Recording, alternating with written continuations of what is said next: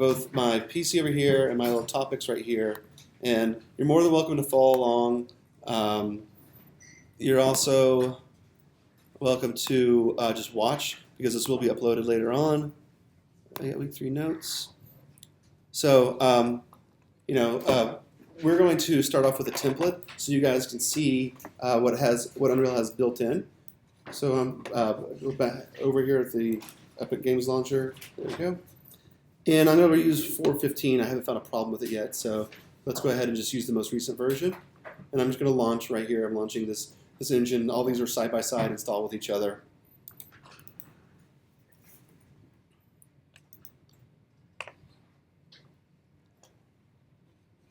And we don't need to look at my whole list. And then I'll be installing some somewhere. I haven't even set up this computer, so I'll be installing software along with you guys. Let's see. Wow.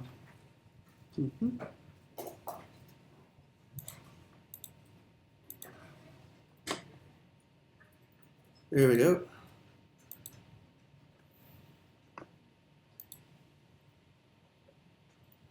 So I'm running 4.15, and I'm going to create and I have my Oculus plugged in. We don't touch controllers yet today, but I'm going to work around that. Come on, baby. Oh, did that error stop it? Oh, there we go. All right, so we've now got an Unreal project browser. This means I can open up any of these projects here, or I can create a new project. We're going to create the new project. There's all sorts of lovely templates in Unreal to make a lot of basic game styles. I think we did go over this last week, like the traditional first person, which we'll go over again today as well, and the third person, which is more if you want to see the character you're controlling. And then we see right here, we have a virtual reality one that has built-in teleporting. So we're just going to kind of jump at it. It has 2 different versions of teleporting, and we're going to use the version that doesn't use touch controllers, but easily we can start using that template. It's a little complicated to take apart, but we're going to know that it's here. Then we're going to create a simpler one from scratch. But it's good to know it's here, play with it, get to see where you could go, and like deconstruct it. So I'm going to go with starter content, and I'm going to put it on the data drive. These computers all have a much larger storage drive. We can install things too. And it looks like no one's been using it, so I need a folder. Yeah. VR template.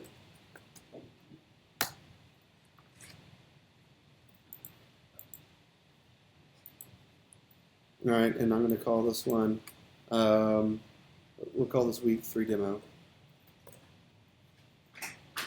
All right. So VR template. Those other templates, you can come back to there and add those templates in. That's not gone away. I can come back. And we will, because I'll be using the first person template to create a kind of a play testing version of the VR template. And I realize you guys don't have a headset, so you have to kind of follow along and then check them out, and you'll see I'm going to show you the limitations and the positive side of that. And luckily, you guys can see inside the mirrored window what's happening. And this is maybe this is really important to get into because I want you guys to experience your world this week in VR, and then be able to teleport so you can make a much broader, longer, bigger experience and not worry about not being able to reach it.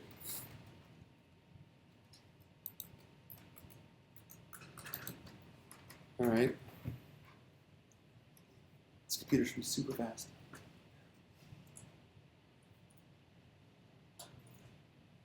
Normally I tell jokes, I guess. The jokes aren't very funny today.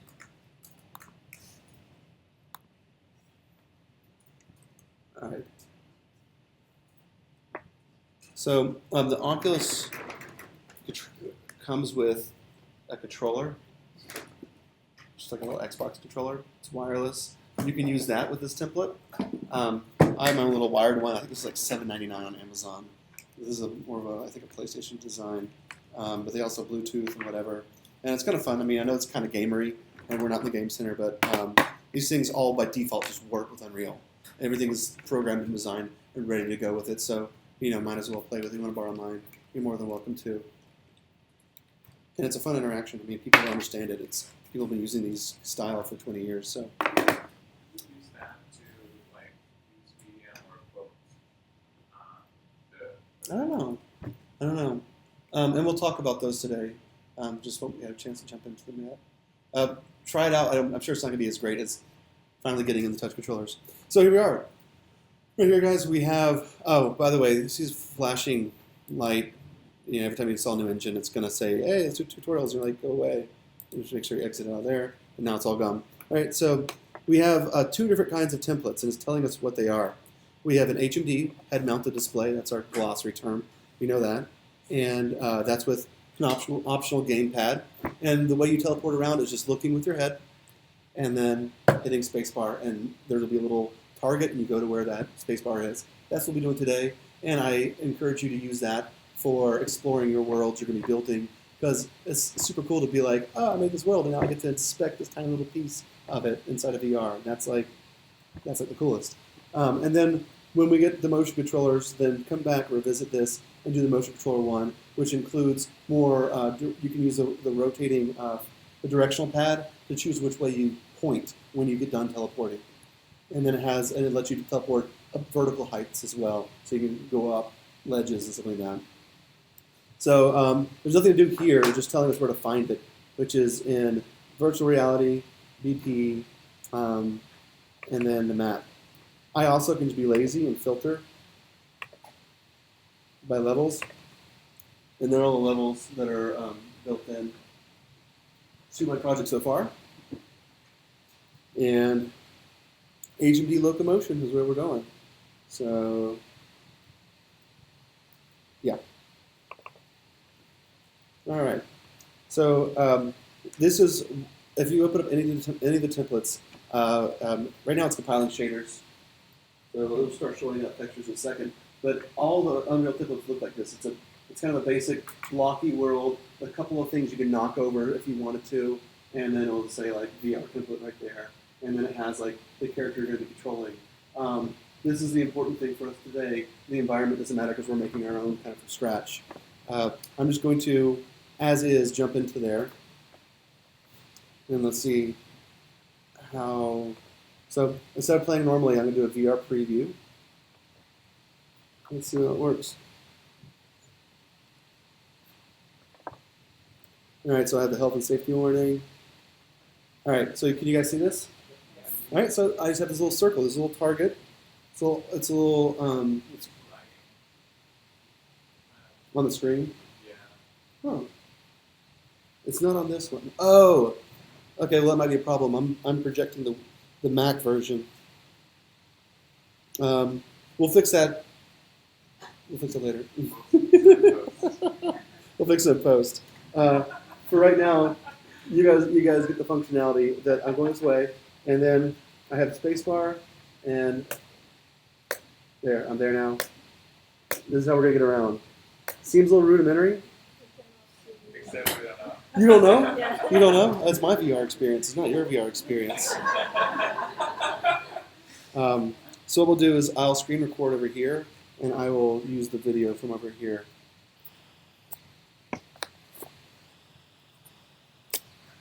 We know how to work around. So what is that? How do we put that into our level? What is that we're using to move around? All right. So what we're doing is, one second. I'm still on the screen. There you go. So what we're doing is we are moving around what's called a pawn, and it's this guy right here. This little camera, and it says HMD locomotion pawn. This is where it gets really complicated, and we're not going to worry about how it does what it does. We just know that that is it, and that it's something that I can right-click, find in my content browser, see that? And then I can drag this into any world I make, and then I'm doing the same thing. We just know that it's there, we can grab it, we can use it, we can hold it, and we can do anything we want to. I can say, new world, new level. I can make it completely blank. This is maybe where we'll all start today. Like completely blank. And if I put this in there,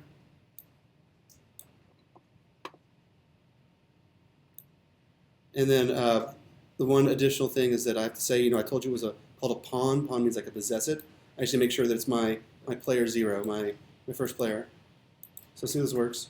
I don't know, I'm kind of making this up as I go along. Yeah.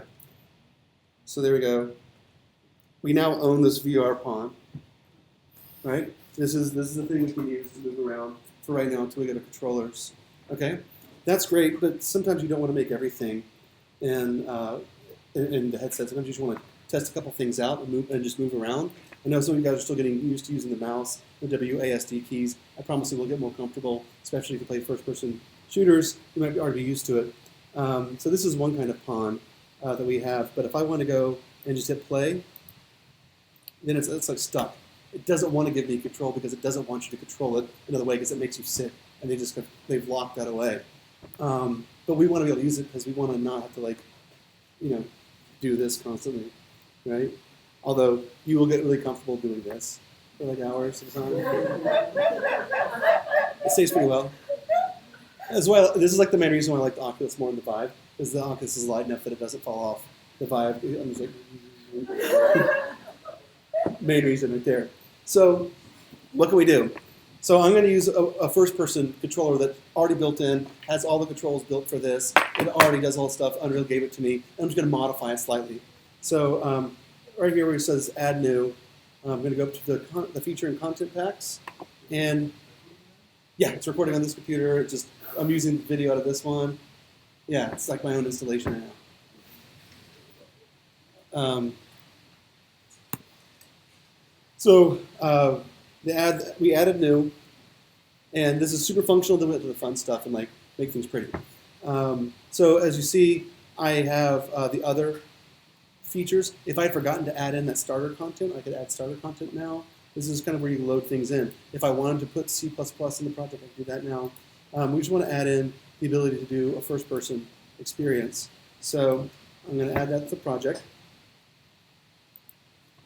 And then I'm going to find that map so we can start looking and deconstructing the first-person map. All right? The first-person example map. See that? I just went to the root with the main content folder, and then I filtered by level. So that's just all the levels that are in my game. Make it easier on myself to define things. You can filter by any asset type. And I'm going to first-person example map. Sure, let's save this guy. We'll call him the map. Or weekly map. Okay.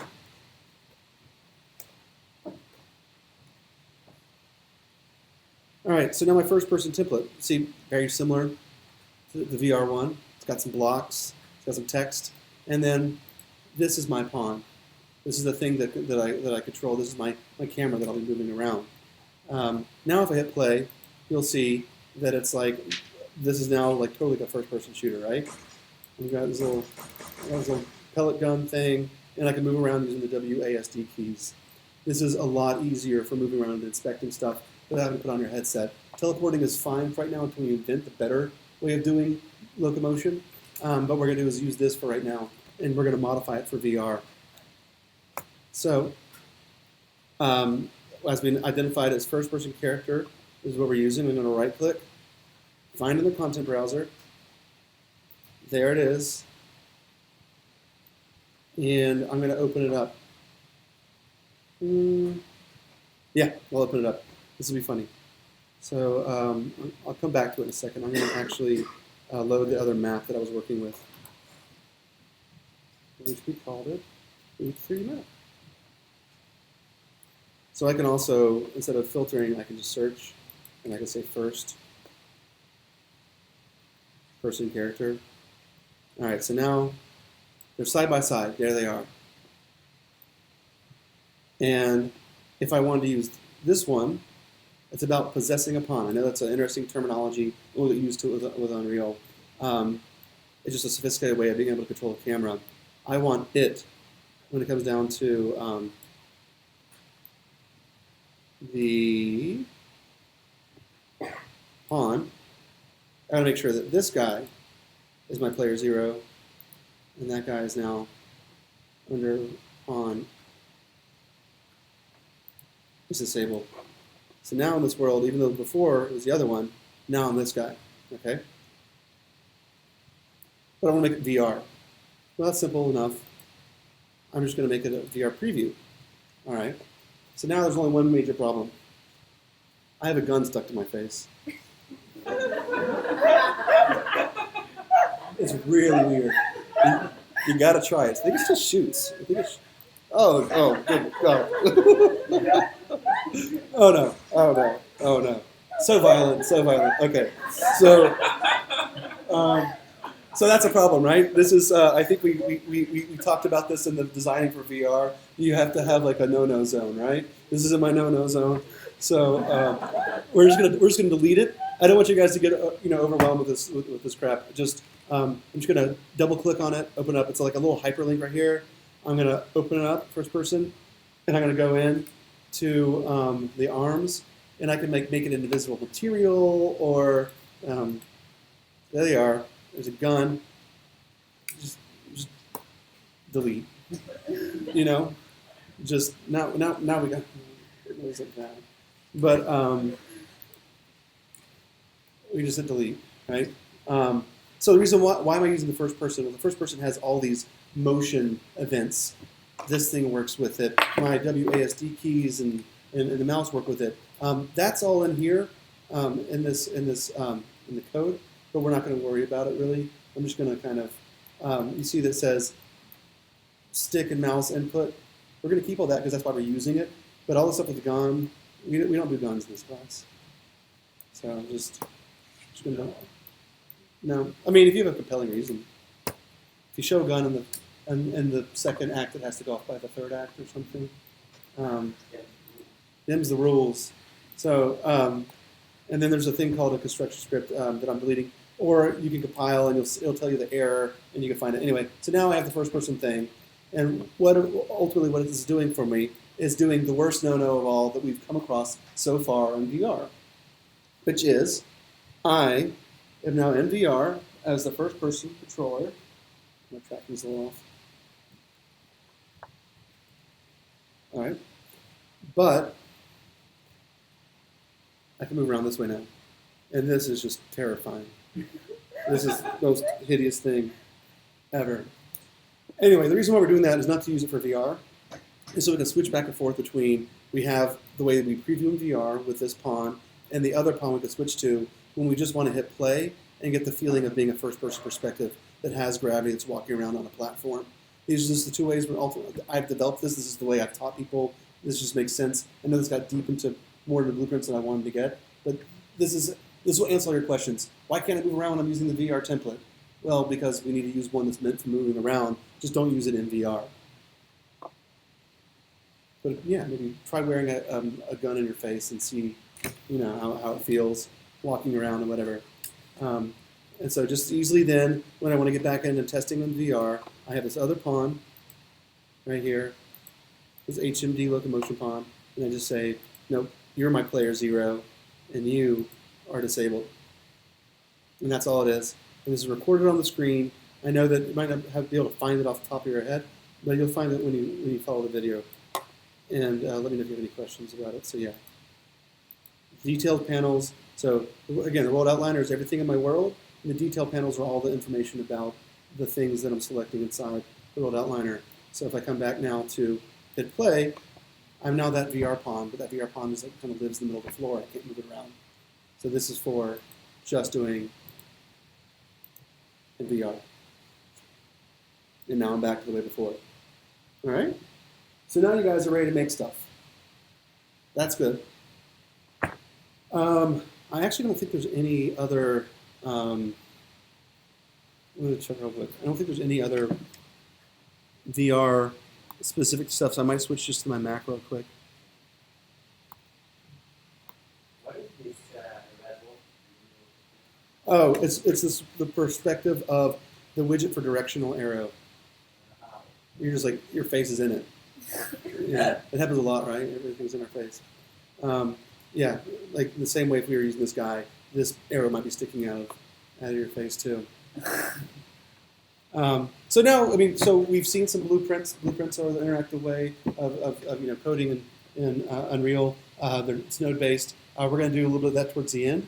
But right now we're going to kind of talk about materials and assets and how we get things outside of the world of Unreal, how do we find them in the wild, and then how we can start using that to really flesh out our worlds for this week's homework. So I'll just stick with this computer, it's fine. So we'll just continue using this world, which is kind of boring.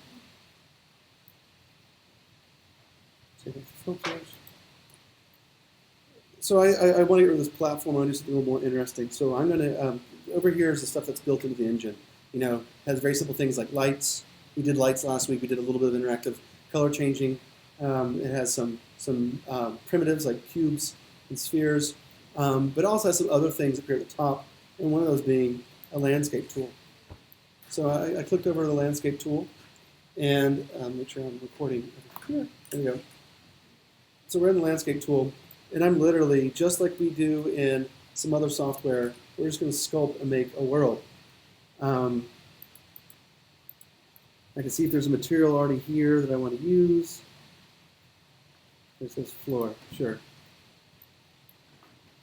And let's go ahead and create. So basically I'm creating a world that is this big. I can make it smaller, I can make it bigger. We're in VR, we probably need to make it this big. Like we're not going to go that far. I can save some rendering power, come back a little bit, make it a little smaller.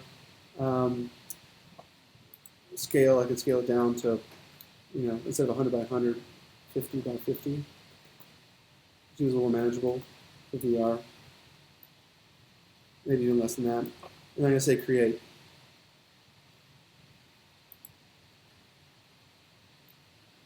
All right, so we've got ourselves a little terrain right here.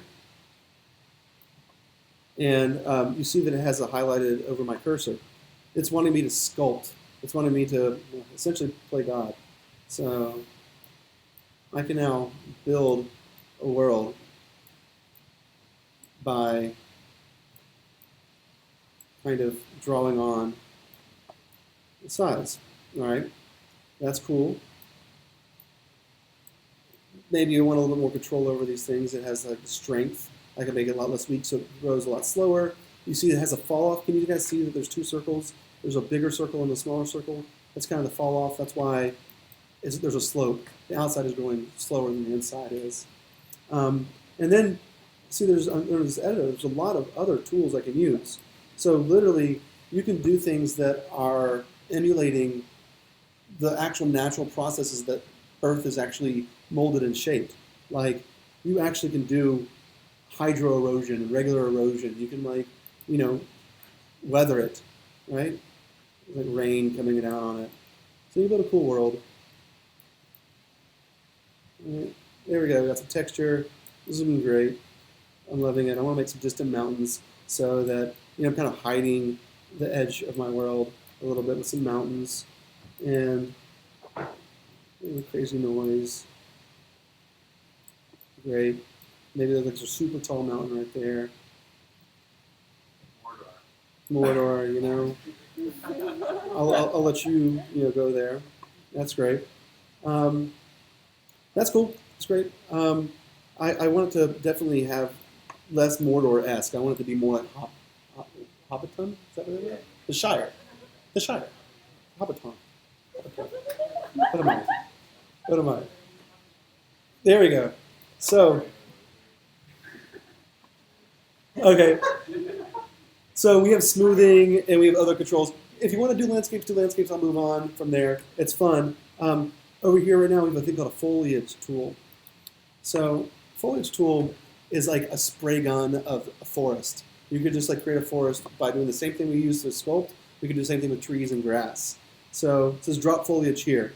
Well, I'm going to see, I started off with that starter content. I'm going to see what it includes. This could be anything though. This could be characters. This could be, you know, it could be whatever your heart's desire. You don't have to be strict with the fact that it's going to be a grass. So it's going to be a static mesh. It's going to be a mesh. So let's find something we want to grow. Well, it's rocks. You know, we can go back to the Lord of the Rings Mordor thing. Oh, there's a brush. There's a bush. All right. So I'm going to drop a bush in here. All right, we have bush. And maybe we want to also grow head-mounted displays. Right?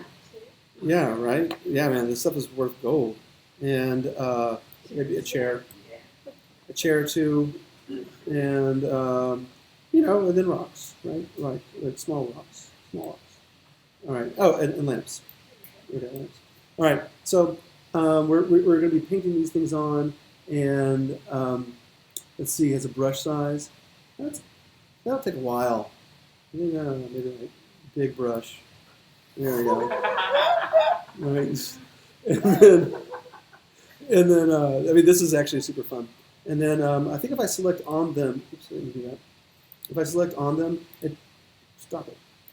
You can see some more properties. Like, do you want them to all be going completely straight up, or do you want them to have like a slight angle as a little more organic feeling? What kind of randomness do we want to add in here?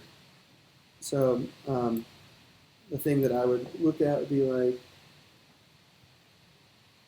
yeah, can it grow on all angles or just flat areas? And then Z offset is like how high? Like, are some of them going to be buried underneath, or some of them placed on top? Just play around with these things. If you drag your mouse over and leave it there, these things will tell you what they do. And range them, minimum, maximum to offset them. Apply the foliage distance and Z. So it gives a little bit more variable. Yeah, I mean, I guess you guys want me to probably just like start painting. So, all right.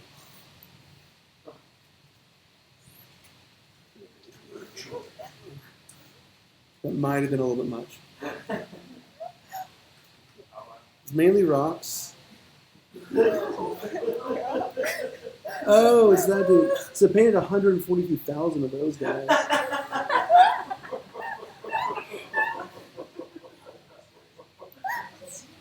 Stuff is awesome, right? This is super cool. So like these could be people. This could be, yeah. So I kind of like almost literally painted myself into a corner here. So I'm gonna see if I can just delete or undo or something, because that was obviously I didn't have enough control over. There we go. Oh, all right. Back to the drawing board on that. Let's see. How do I say how many? Paint density, not less. Not less. And I didn't like these guys. These weren't fun. I'm just going to uncheck them. I just want lamps and chairs and bushes and HMGs. Okay. So, we'll do it. And let's just try one more time. There we go. That's reasonable. Right? That's super cool, right? That's like an episode of Lost. Oh, this is so cool. Yeah. I mean, guys, this is pretty darn cool, right? See? So we're just kind of exploring around. There's all the HMDs.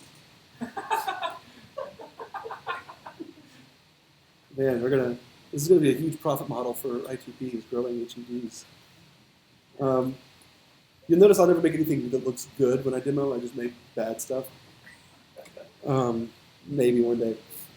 So anyway, like make some worlds. Like, obviously this world doesn't have any texture on it. We can just drag and drop any old texture. I can say, I thought I saw something that was grass, right? Ground. This is a material. Like, and also I could find my landscape over here.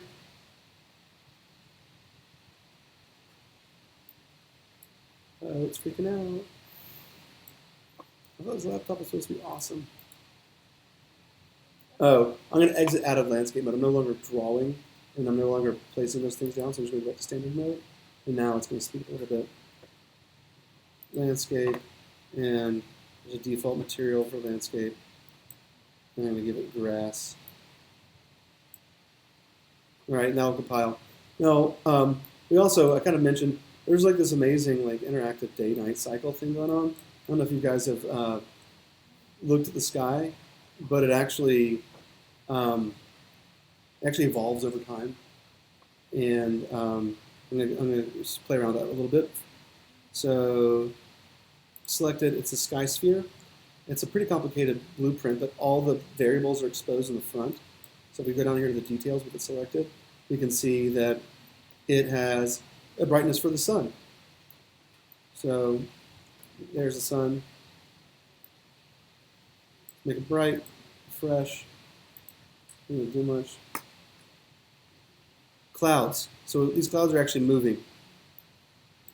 So we can speed them up considerably. You know, the opacity. Then one of my favorite things is it says directional light actor right here. You'll get used to this little kind of way of looking at things. This little magnifying glass. I'm going to select that.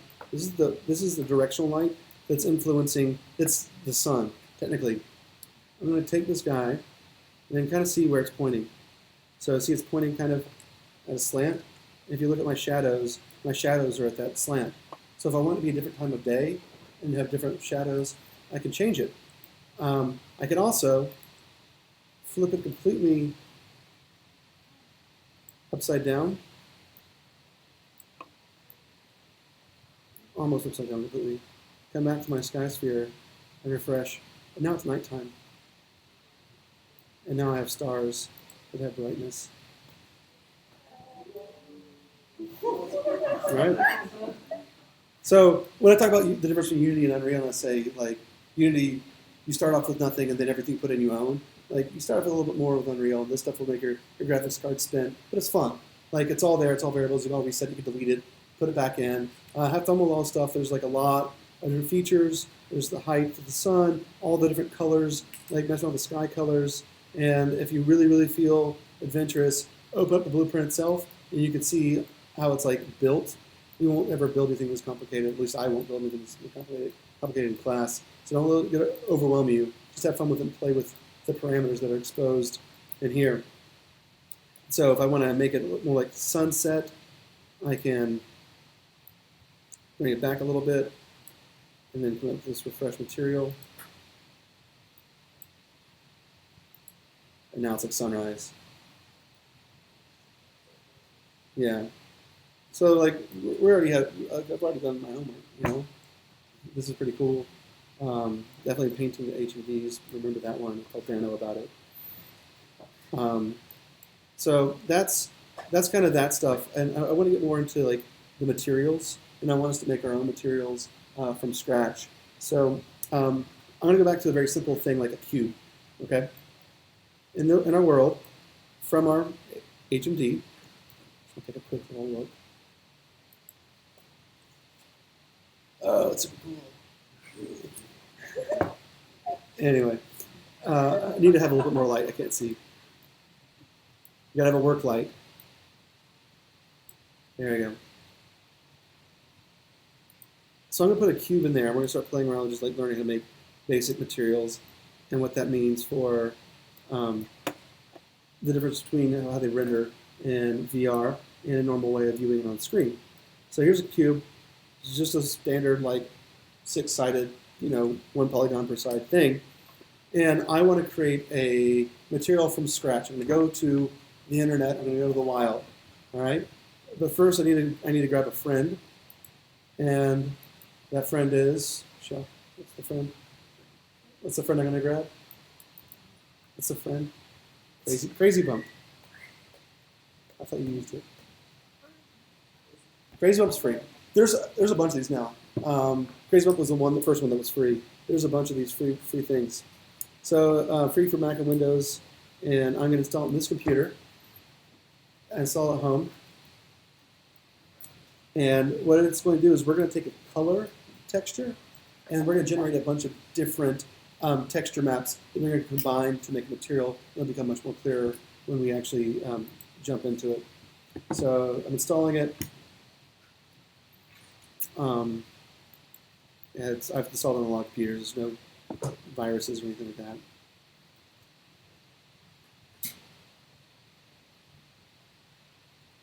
Yeah. All right, so here it is, Crazy Bump.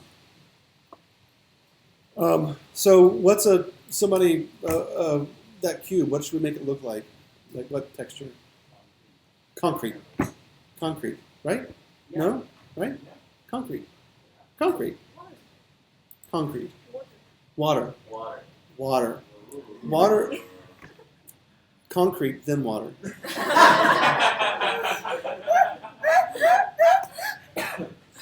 All right, so I'm doing a Google image search for concrete.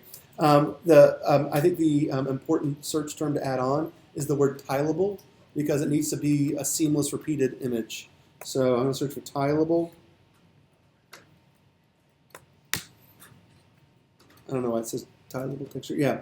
So now I should have a few this tileable means that if I put them side by side, I won't see a seam. So also you look for seamless textures. All right.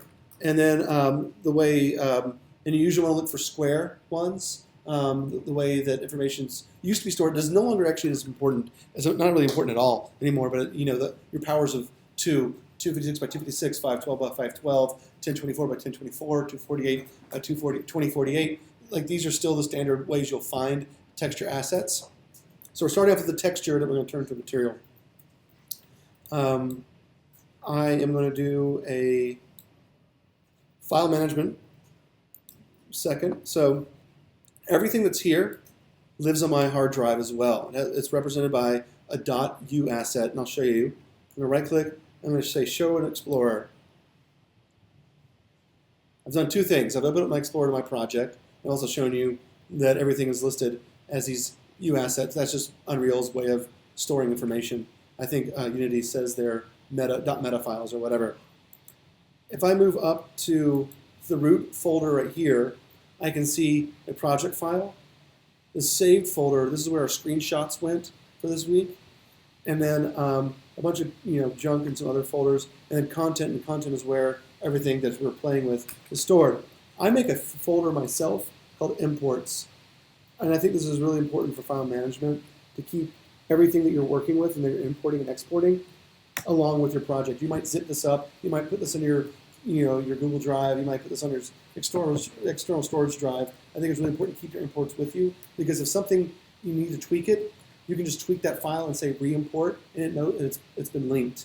So I know that Unity keeps all assets in the folder structure, like in the contents next to the U asset or the meta file. This is the way I've learned to do it, and I've been teaching. It works fine. So long story short, I have an imports folder. I could make this more organized if I wanted to. I'm just going to kind of just throw in some stuff. So this says it's seamless. So open the windows, make sure. There it is. Concrete. And just so we have it, we can come back to it. Another one for the heck of it. And then if you wanted this concrete available for other projects, do you also have like an assets folder separately? You can then migrate to another project if you wanted to, or you can create some sort of template folder that has a lot of things you were using a lot. It doesn't have a packaged, you can't package assets like you can in Unity. I want something, something with just, like that. There we go. An image, great. Okay, so we're going back to Unreal, and we're going to create a material from scratch. I'm going to my content folder, and here's some more file management that I always do, and that is we are going to create our own assets folder at the top. And then inside of here, everything that I'm making is going to be in the assets folder, and we're making materials. And we might have, by the end of the day, some blueprints. And then we might have, and we're going to make those materials out of textures. We're probably going to download some 3D models. Let's say meshes. All right, textures folder. Back to our Explorer. This stuff's so much easier with two monitors. And take it, and I can drag it in, or I can hit this import button you see right here. I'm going to drag it in. Actually, no, I'm not. Use Crazy Bump. Hey, Crazy Bump. We're going to open up a photograph from a file. And it's going to be my data folder, real projects, D3 demo, imports. I'm going to do concrete. Okay. So what this is going to do is going to generate a couple of different kind of other texture files that we can combine to give it things like self-shadowing, things like light reflectance or refraction. We've now taken this one image file and we're making a composite texture like that. You can see it as a column, and you can see it as a box, all that kind of stuff. All right.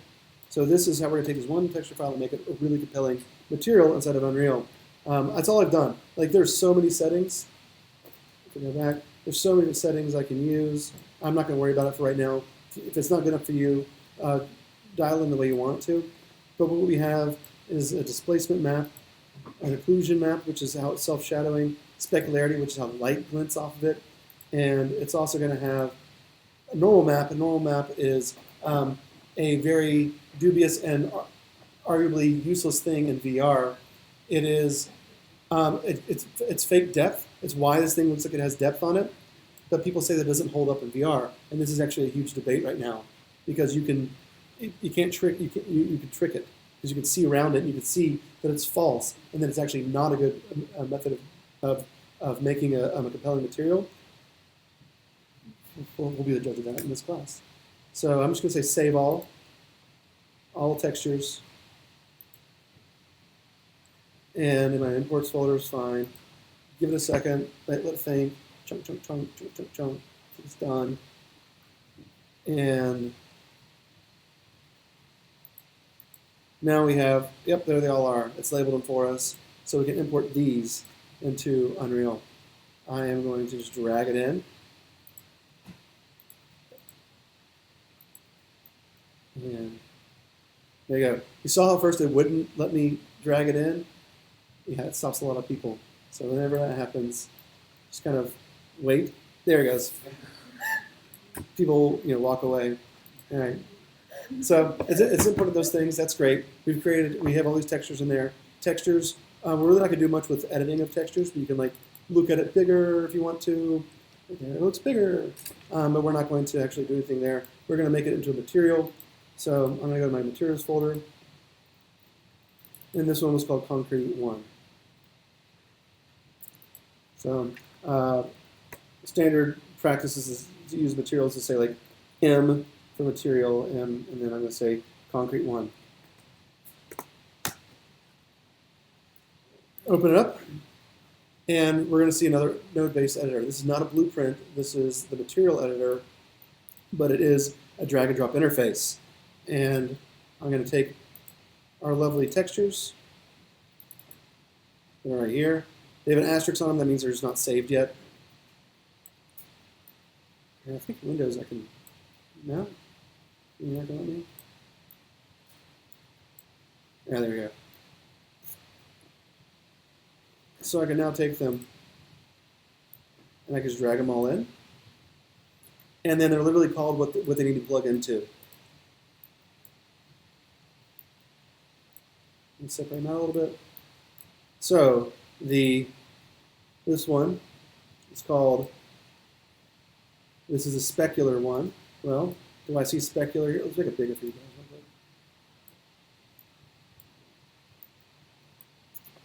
So you see that we have options for base color, how metallic it is, how specular, that's how the light glints off of it, the roughness, if it looks like it's shiny, or if it's like really, really matte, like a cloth. Emissive is if it glows. Normals are these guys right here that fake kind of depth and cracks and stuff like that. World position offset is actually distorting the mesh, and ambient occlusion is another word for self-shadowing. It's all built in there. You can spend a lot of time on materials, and there's another word for this is shaders, and you can do a lot of stuff here. We're just going to plug in what Crazy Bump gave us and see what that looks like. So as I said before, this one said it was called specular, so I'm just going to plug that in right here. You know that, oh, there's an R, and a G, and a B. I guess this white one down here is probably alpha. So you can pull off certain channels. You just want to have certain channel data. We're going to take all three colors. So specular, easy enough. It says color. So base color.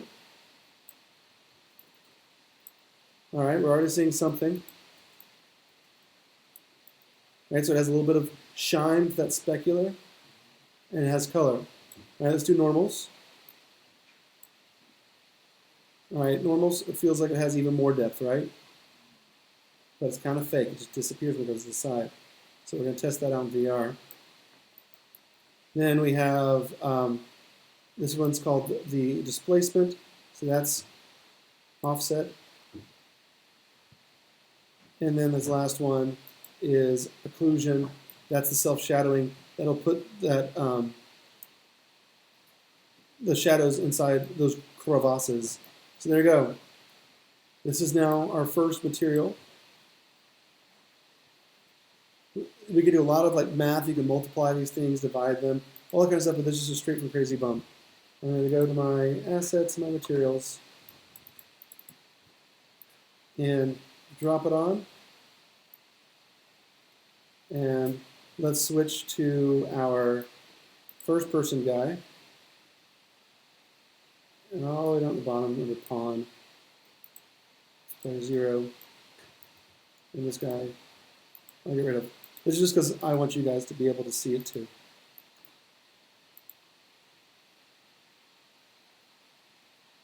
And it is not play start. Do I have HMD? There we go. Let me get rid of the player start. All right.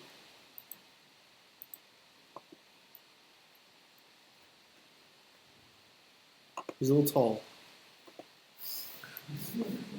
That was weird. Oh, what's going on there? What happened to you, guy?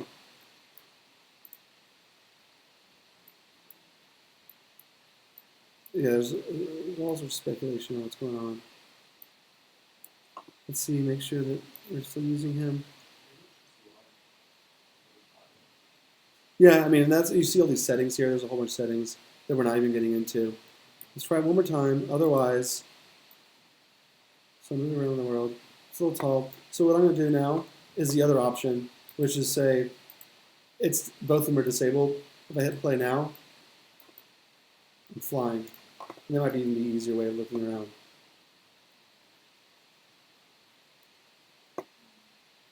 All right. Not bad for just, a quick shopping trip. So why is that so much that you walk through that and don't have to do that? So it was one of the settings actually was when I did the foliage tool, I said don't have collisions. Collisions are, we'll get into that today as well. Like game engines are amazing at detecting these kind of things, but they're also like it can clog up everything. If every one of those chairs and bushes had collisions, it would slow down my scene considerably. And like one of the rules I do for VR is I only add a collision when I have to. It's just one of the settings. If I just select the sphere or cube, and I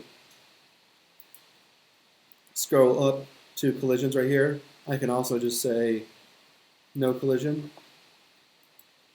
and I should be able to pass right through it, just like everything else. All right. Yeah. Real quick and see. So let's quickly find some assets because I don't want to waste too much more time on this one. We're seeing now like we can make a great world out of just Google image searches. Let's find a couple of assets. We're going to be using a few. There's Sketchfab. Sketchfab seems to have a lot of medical stuff. It seems we have an actual VR preview mode, so they're really thinking towards making things for VR. I would actually start here, although this is one I haven't used. I've used the least. I haven't used the most. But see, it has like it's low poly challenges and all that kind of stuff. So somebody just have to sign up before you can do it.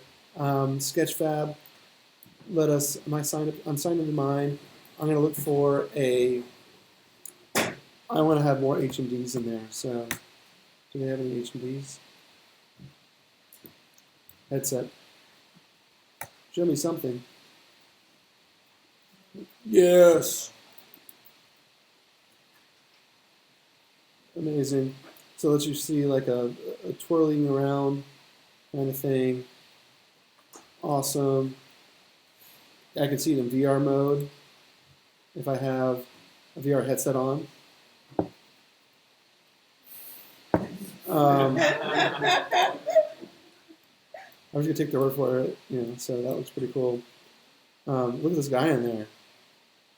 It's crazy. It is. And then it says, it has reviews and whatever. What are some other ones?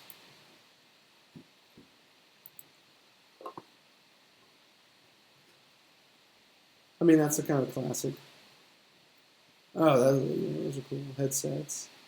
And anyway, so we just go in there. We can. Not all of them are downloadable, so maybe it's a filter that I have to choose. Make sure that everything is downloadable. And then, okay, so some other websites.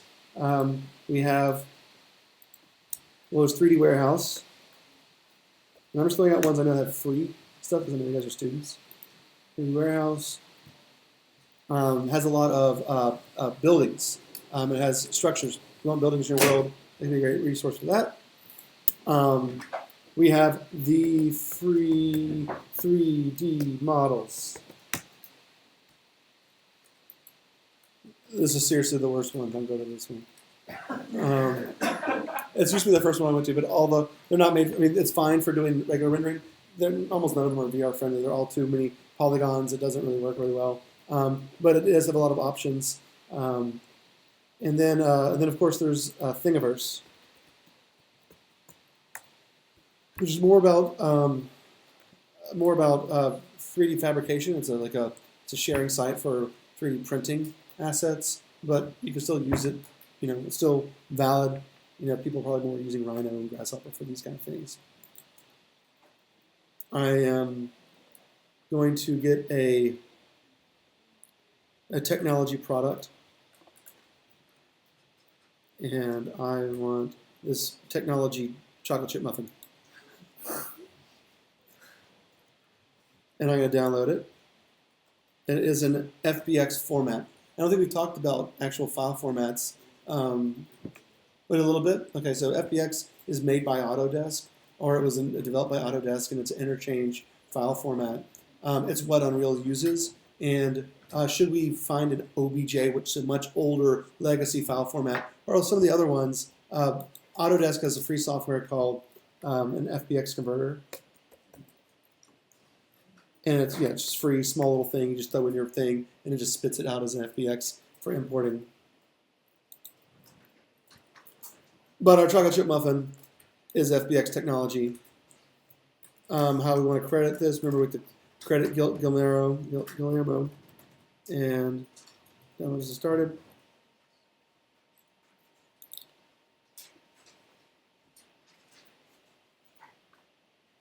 Oh my goodness, when's it? We got to use for my imports folder.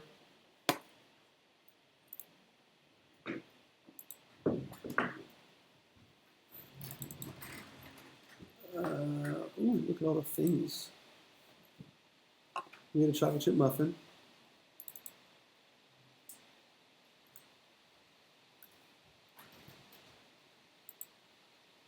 All right, real quickly, we're going to say goodbye to WinZip.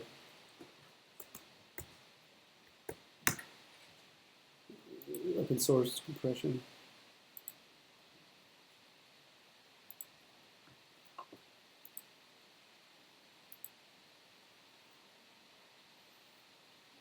No. Close. Let's see. Sevens up. Open that up. Chocolate chip muffin in my imports. Right, let's take a look at it. It's an FBX. All right, let's go back to Unreal. I have that folder for meshes.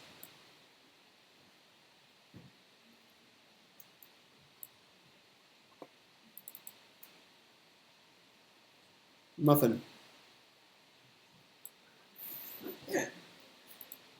All right, there's a bunch of settings. It's like this is a new installation of Unreal. Just leave everything as default. You only need to really like worry about this if it's like you're getting problems.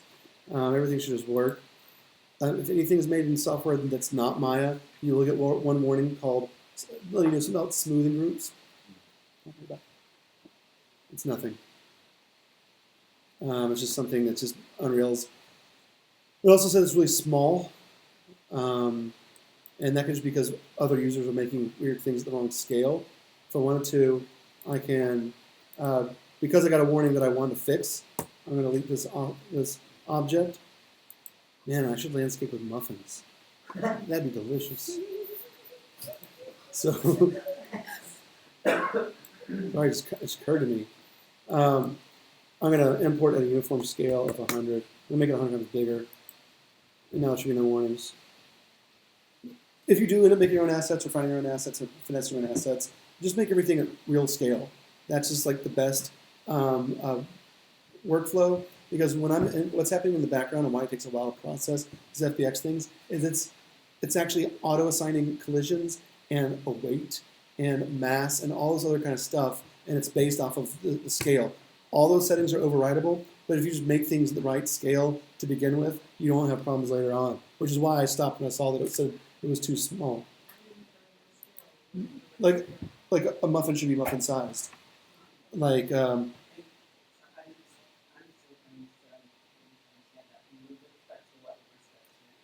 Like so my character is at human height. So because I set up the Oculus for 6'2", so if I stand up and I see a muffin on the ground, it should be the size of a muffin on the ground. If I don't think I've seen a muffin on the ground before, but on a muffin on a plate. We've all seen muffins on plates. So I'm gonna the muffin already had a texture, right? And it already had a material. The material is very simple. It's just this color. Should we decide we want to give it the crazy bump treatment, we can always go to the texture, right-click on it, and asset actions, export it. You can export it. We'll export it as a PNG that we can then throw into crazy bump and then do the whole crazy bump stuff with the muffin. We're not going to worry about that right now. I just know that from looking at this, that this muffin is super shiny. So I'm going to give it a constant. We've done processing. We know what constants and variables are. I just want to, by holding down the 1 button, I'm giving it a single constant. There we go. I want to get rid of that specular, and now specular is being assigned as 0. A lot of these settings are like at 0.5, and you can take off these things. I also know that it's not shiny. I know it's completely rough. So I'm going to hold down 1, click, and I'm also going to give it a roughness, because I don't want it to be a smooth, shiny muffin. Not this time. Maybe I do. All right, and then this muffin is now sideways. It's a little shiny. Watch what happens if I need to save this material.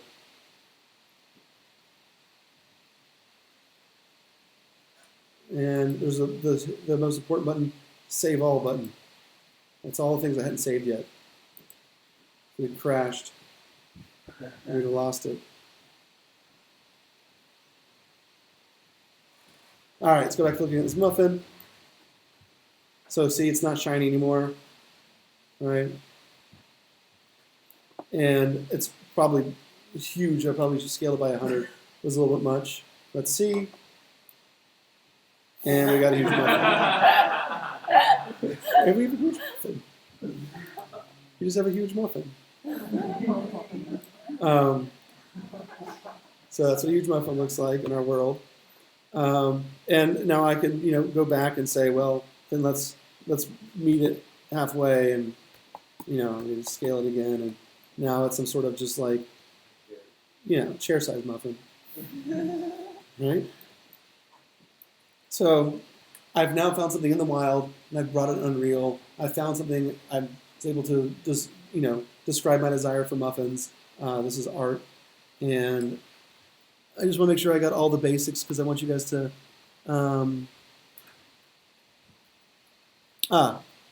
Okay. FBX converter. That's good. Okay. How much time do we have left? Let's see. We have to take a break still. What's more important, learning interactivity this week or brainstorming? You want to learn interactivity more? All right, I mean, I trust you guys. We can brainstorm at any time. We can do it, free time. I can just keep on going. And let's get some interactivity here. Let's take a break, though, and we'll come back and I'll just append the videos together before I upload them. All right?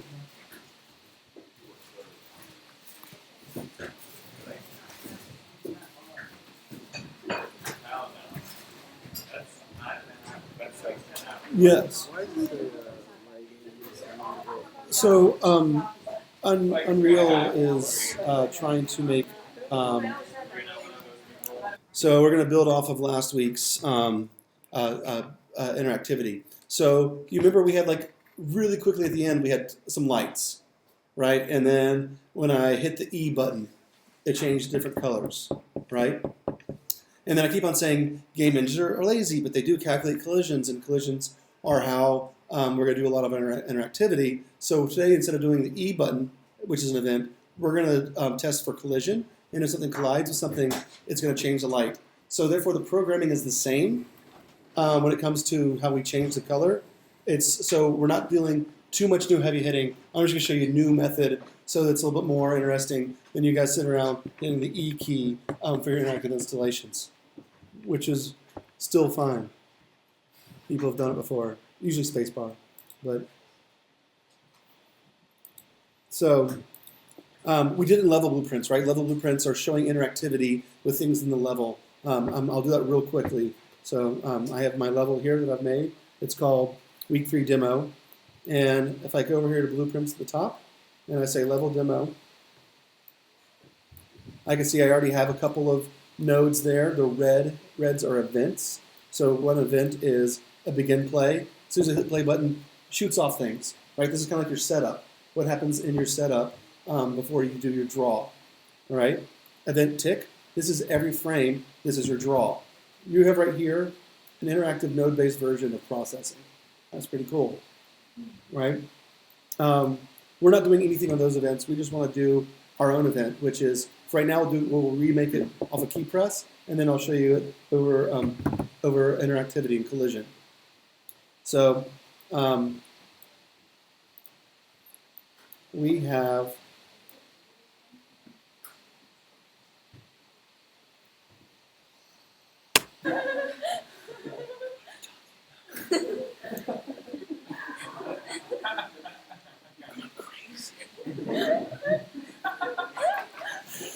all right. So, Unreal has beautiful lights. Let's just do a little point light. There it is. We'll light up our muffin. Light up muffin. It's a real song. I changed the lyrics, but won the Academy Award. I'm at the Do we have lamps that are going? Yeah, where's our lamps? What happened? They're underground. Look at that.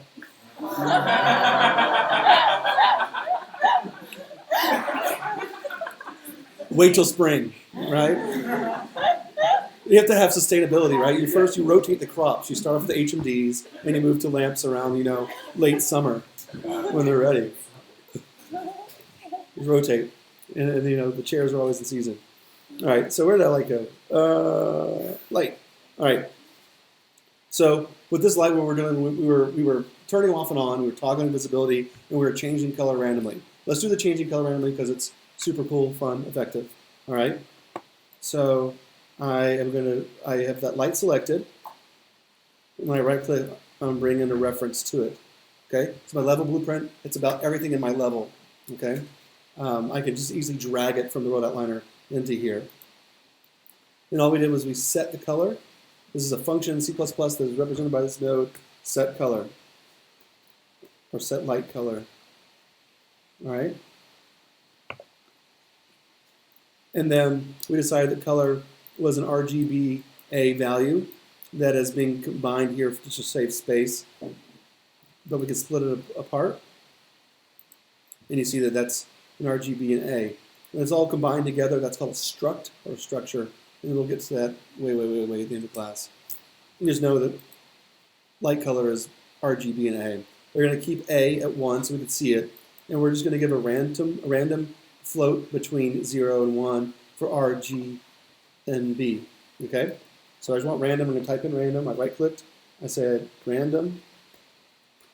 Well, I didn't spell it right. This time I did. Random float in a range. And what is that range? Well, for these values, it's from 0 to 1. From 0 to 1. I want each one to be random in a unique way. So Control W or Command W in Mac is duplicate. I could have just easily right-clicked and seen these keyboard shortcuts. Connect them in. You'll get used to this. Floats are green. And we haven't really talked about variables, really. All right? And then everything has to be, let's talk about events. Everything has to be executed. This white arrow is called the execution pin. We need to execute this set light color function. So before we're doing on the key of E, let's just recreate that to proof of concept. There's a lot of things to start with E. Let's do it on the key of P. Doesn't matter. There we go. Any of these things. All right. P. P. All right. And just easy enough. I hit play. I don't even remember which thing I'm in, but let's just do it with this. There's our light. To find the light, let's go back in here and find the light first. And put it next to the guy. There we are. Oh, it's next to our muffin. How do we lose that? It is right there. Just because we can't see it because it doesn't have a widget, it's just emitting light. So, so if I hit P of P, we have interactive colors, right? So that's super cool. I kind of want to do that a lot. Like I want to have a lot of those lights, not just to hit P a lot, but I want to have a lot of those lights everywhere. So now we're getting the idea of if I'm going to do it a bunch of times, I need to be working a little bit smarter, and I want to create a class for a light that has random values. So stop that. I go in here, and I don't really care about it anymore. I'm just going to kind of delete it. But I'm going to keep this, copy it out. And now we're going to create our first blueprint together. Go to my content, assets, and I made a blueprint folder for it. I right-clicked, and then I can say a blueprint class. I'm going to create a class of blueprints that's just a light that can be changed color. And then I'm going to throw a bunch of them into my scene, and those will all be objects of that class. I mean, this is like, way past midterms in processing, but this is super easy in blueprints, so might as well just dive right in. So it's just an actor. Everything in our world is called an actor. This just means that every single part of the blueprint is available to it. These other kinds of blueprints just means that certain things are exposed. Actors, everything. I'm going to call it BP Light. I end up calling it new blueprint. I don't know how that happened. So we're going to try that again. We're going to call it BP Light. BP for blueprint. All right.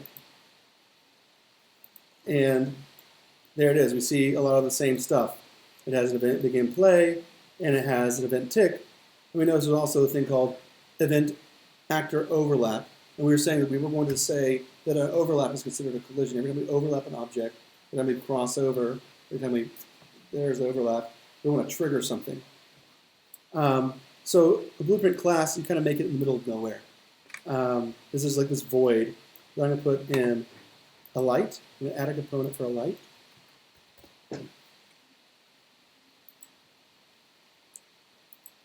And then I want to have a collision, so I'm going to put in a box collider, box collision, and that's it. Those are my two components. What does this look like in the real world? Well, let's drag it in and see. There it is.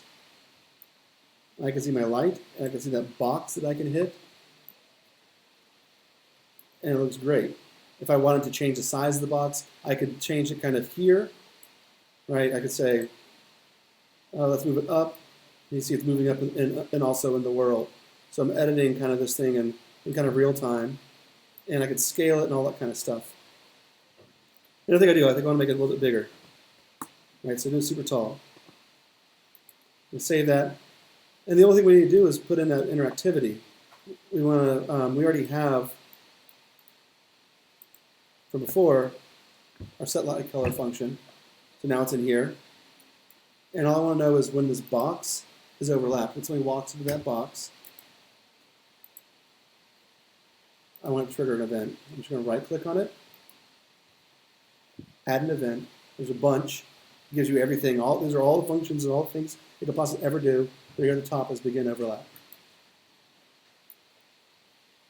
And just when something overlaps that box, change it. All right. Oh, and then what are we changing? We're changing the light. So just to go over that again, we're adding. So our blueprint is called a class blueprint, and it is going to be an actor in the world. This is just the glossary. These are terms that we're going to get comfortable with using. Actors can have components on them, and we're adding a light component to this blueprint actor, and we're adding a box collision to this blueprint actor. Everything was found in this mini right here, and there could be particle systems, and there could be all sorts of stuff. We just did a box and a light. We're exposing the RG and B variable, and we're doing it randomly, and then when it overlaps anything, we're not trying to say a specific thing or whatever, just if anything overlaps with it, let's change it, all right? So there's one thing, well, I can walk over it, and I think it might work if I just walk over it. If I walk over it, it changed colors, right? Our class works. All right, so now we can just like kind of save all, just in case. Now we can take this world, and we can just start handing out lights, just like the birthday presents. Just handing out naps, look at all that, right? This is nothing. This is totally, there's instances, other objects of the class called BP light. And I can just run through it like a parade. Right?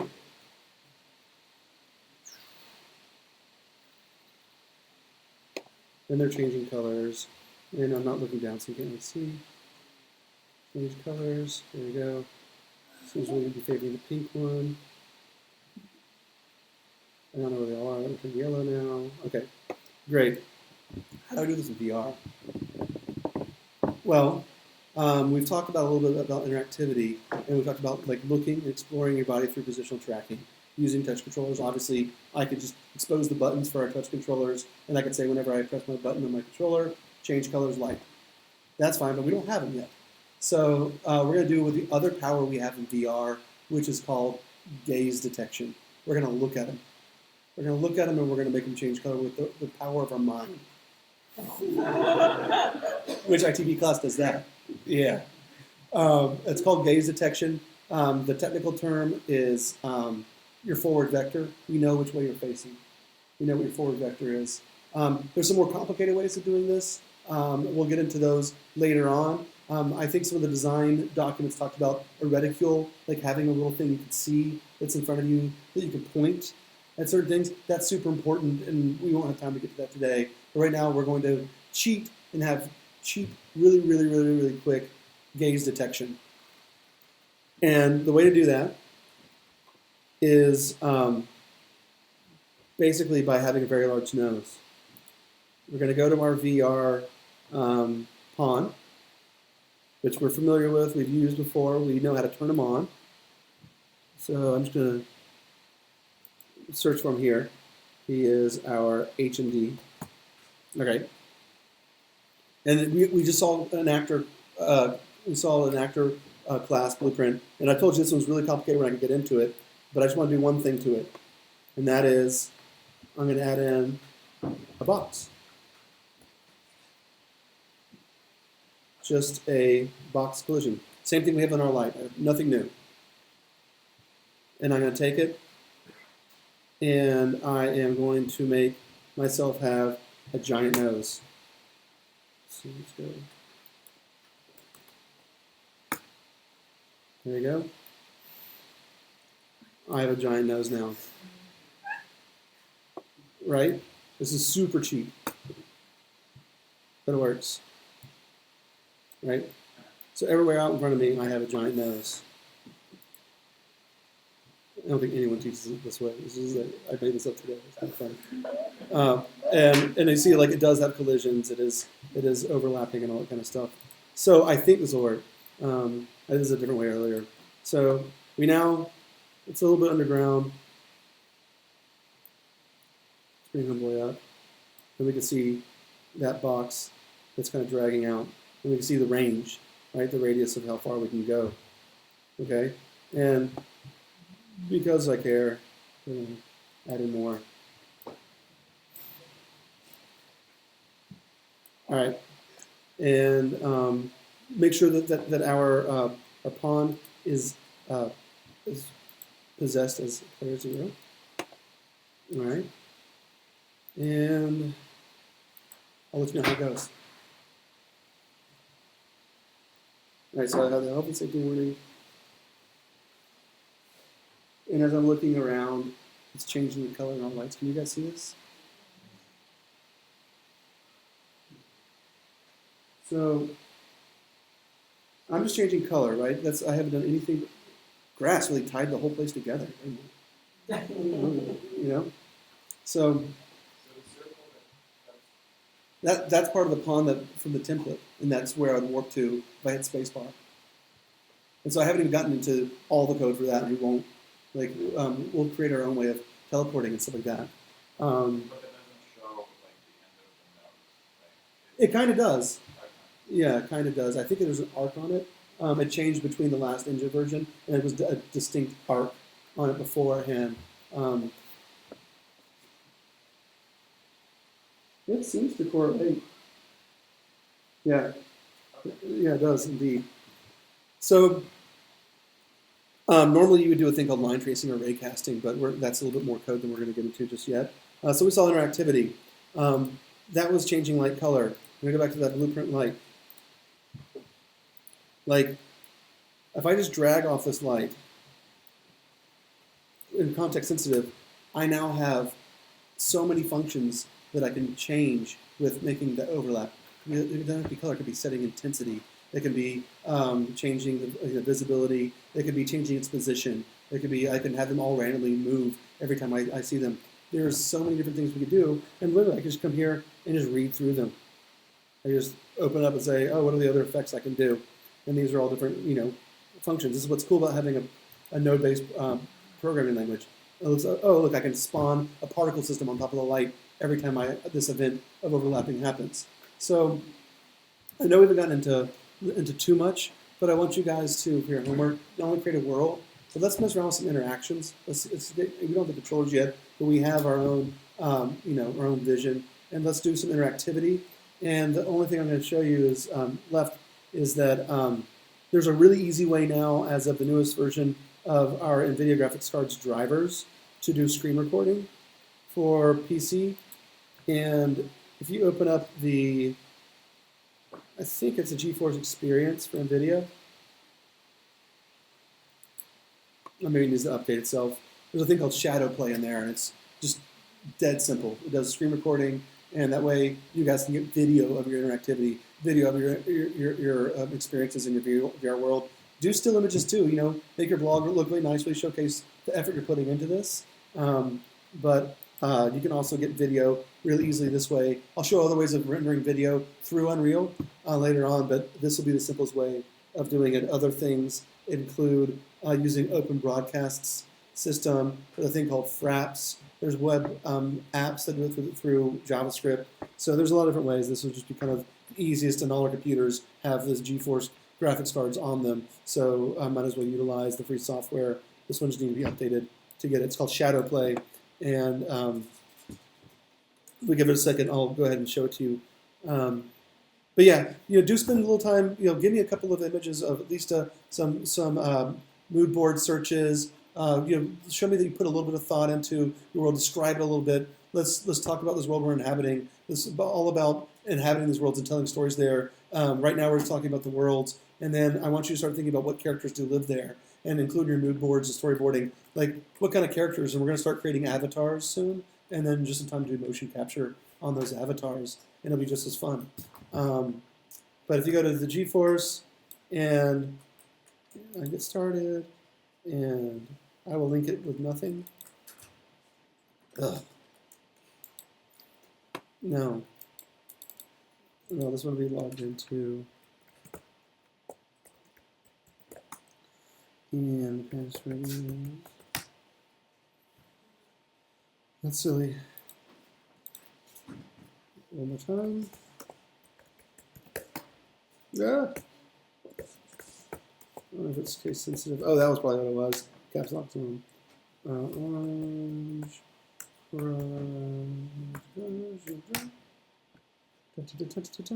So, thank you. Thank you. I don't really care. Almost done.